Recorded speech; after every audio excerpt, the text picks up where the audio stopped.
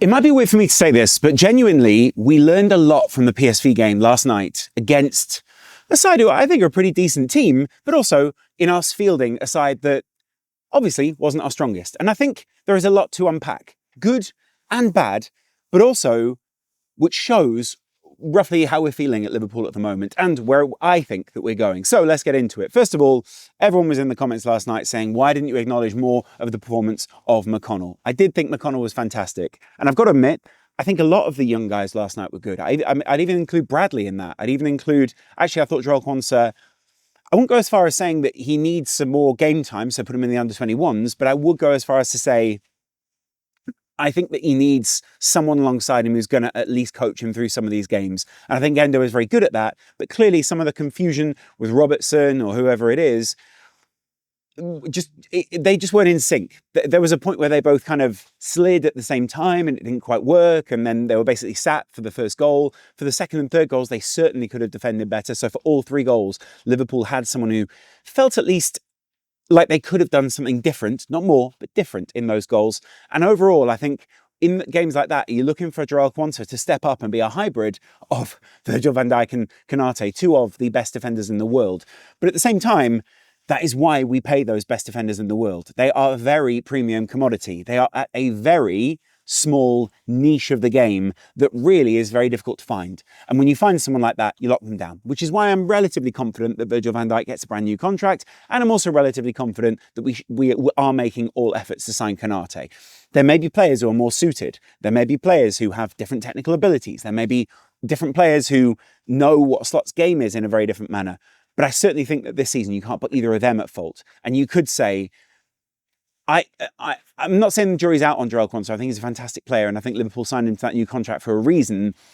But I also think that there is a need basically for another centre-back signing, and it's that simple. I think Hato would solve a lot of those issues if we were able to get him. We aren't able to get him in January, but if we were able to get him, I think he'd solve a lot of our should we say, defensive rotation issues.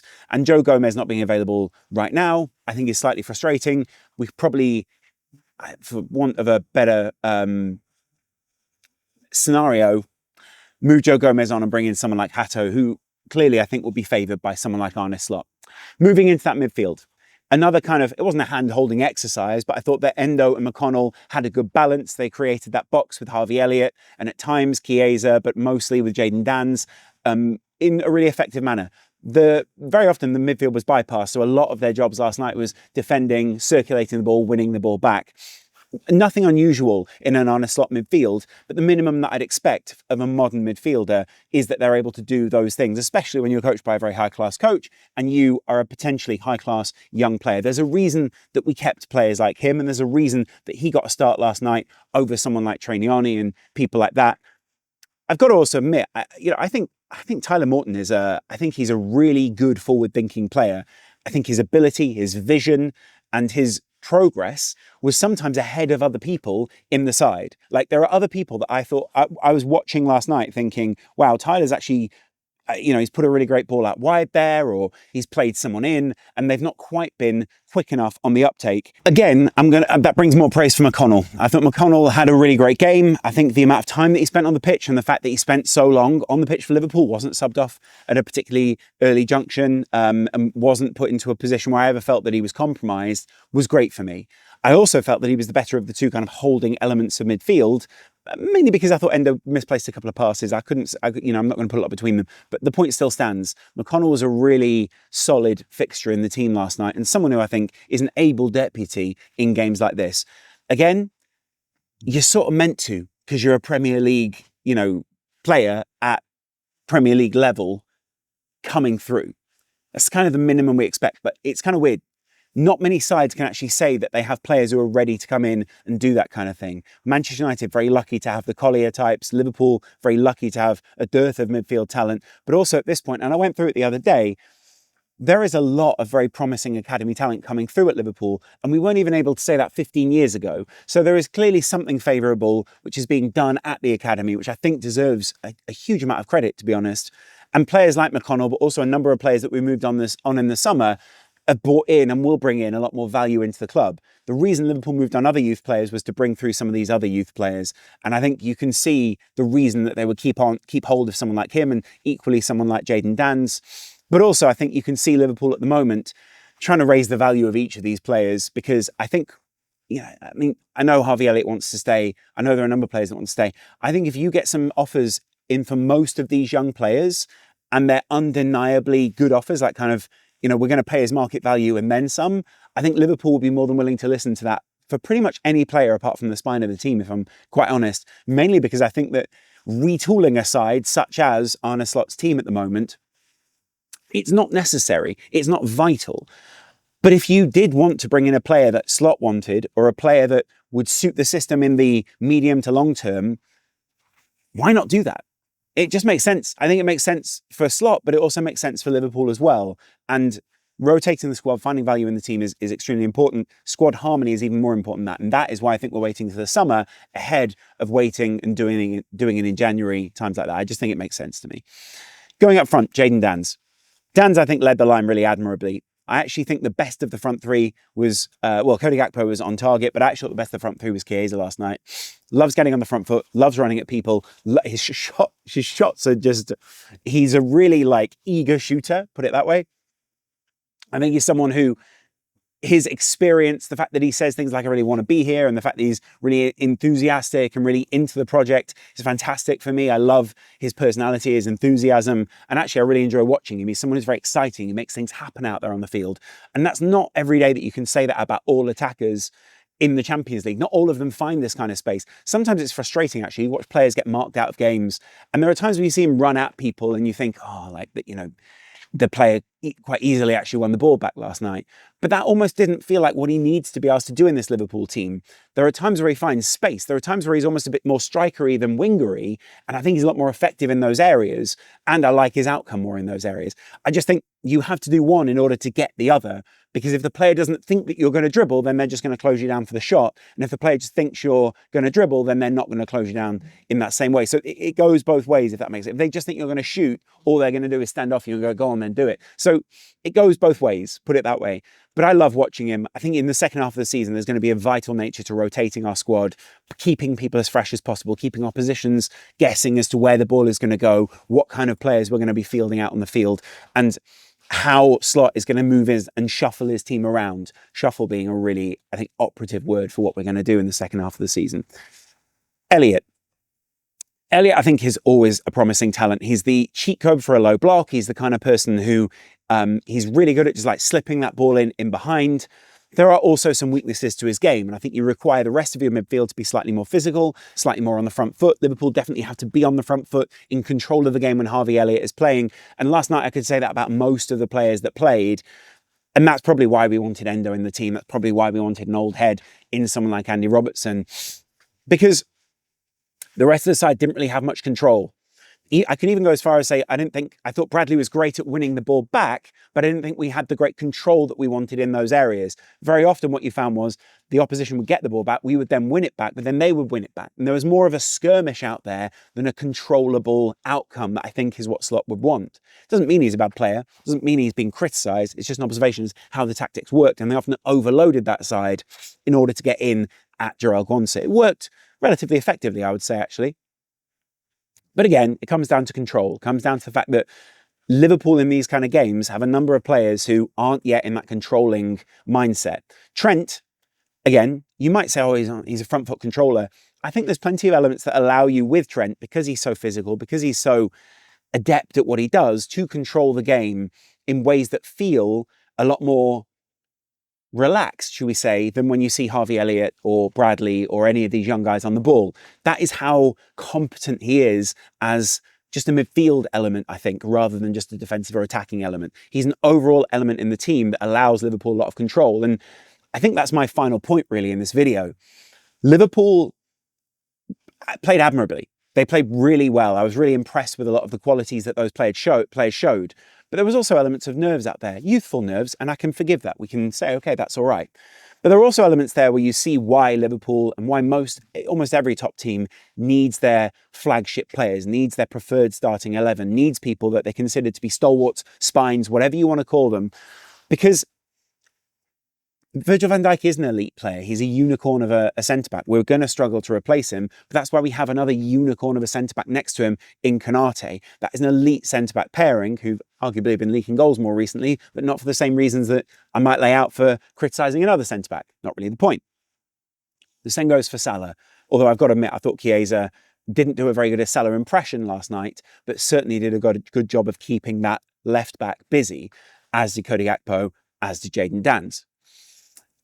And then I think the same goes in midfield. You know, you realise why Gravenberch is such a good player. You realise why McAllister is so busy. You realise why Szoboszlai's energy is so important, because all three of the other players that came in, whilst very good, didn't have those same qualities. And those are what we're evaluating those players by now. That's fair enough. I'm not saying that every player has to be Szoboszlai, Gravenberch and McAllister, but I can see why we wanted another senior player in Zubimendi and not another player coming through. Slot himself has referenced this as to why we wanted that level of control, why we wanted that profile of player, and overall why he would have afforded us control that at the moment we struggle to get without some of those players in the team. Again, it's not a criticism. These are just things that I think feel fairly self-evident, but almost need to be named in order for us to support those things and in order for us to say, right, okay, that is a perceived weakness from our fan base in that we see that, you know, could that improve? How can we encourage the side in a way which is going to get them not to paper over the cracks, but to improve in a positive way, which overall benefits everyone? Do you see what I'm saying? And then finally, the way that Slot manages games. Last night was probably one of the first times where I thought, wow, you actually really got this in the first half really, really well. And as the game went on, as the changes happened, you could see why a senior player, why someone who's able to take instruction, who's got a good grasp on the game, who's already feeling confident out in the field is so key to Arne Slot tinkering with his tactics. Youth is great. But one thing that a lot of people said at final was he hasn't brought through a lot of youth here. And I think that's because Arne Slot needs someone who has a good tactical level of understanding and acumen, which is difficult to find in young players. We were lucky in many ways to see that in Trent, even though there are obviously deficiencies and weaknesses and elements of his game. I think you can definitely say that he's also very good at reading. And there are plenty of players who are good at, like Conor Bradley, when he gets his head up, when he won it back last night, he kind of just very adeptly takes it away and moves the ball down the field. It's not a criticism of him for that, and there's no reason why I picked on him ahead of anyone else. But as he moves the ball down the field, he's reading the game. There are times when you look at Trent and Trent feels like he's 3 steps ahead when an elite player like Bradley will feel like he's 2 steps, or even just 1 step ahead of everyone else. Again, in the Champions League, and to be able to show that, that is a really great quality, and it shows you have this level of ability. But you need that week in, week out. We need that week in, week out more to the point. It's not about the individual player at the end of the day in these teams. It's about the overall system and what that enables us to do. And what Slot is trying to achieve is very reliant on these players reading the game and not just kind of being reactive. And in many ways, like, you know, Klopp had instilled a lot of these great values into the players of the hard work and those kind of things. But he'd also instilled, through needing players to press and anticipate where players are going, a really good level of understanding of how the ball moves in the opposition, and then also reacting to that rather than just reacting to situations in games. And that reactivity, the visceral reading of the game, the instinctive nature of what they want to do, rather than, I guess, anticipating and then being wrong, is really important to what Slot wants to do. And you could see last night, there were elements of it there. When it was laid out for them, then it worked. But as the game progressed, as the tactics of Bosch and PSV evolved, sometimes it got the better of Liverpool. And there were times where you could see, like, they knew these pairings aren't there. And I think that's the final element, really, is the pairings that we have at the moment truly are elite. They truly are next level for us. And that elite nature is really satisfying to watch. But you have to have those elite players in order to achieve those elite pairings. And if you have one weak side of an elite pairing, it's not an elite pairing. Again, it's not criticism of those players. They did really well. We finished top. We finished top by chance in the end, because Barcelona, had they won their game, would have finished top. It was that simple. And I think there are a lot of people at the moment online, especially on YouTube, who are just willing to pour criticism or praise on any team, but particularly on Liverpool, because it makes for a much more reactive headline. You saw a couple of weeks ago, oh, Liverpool season's falling apart.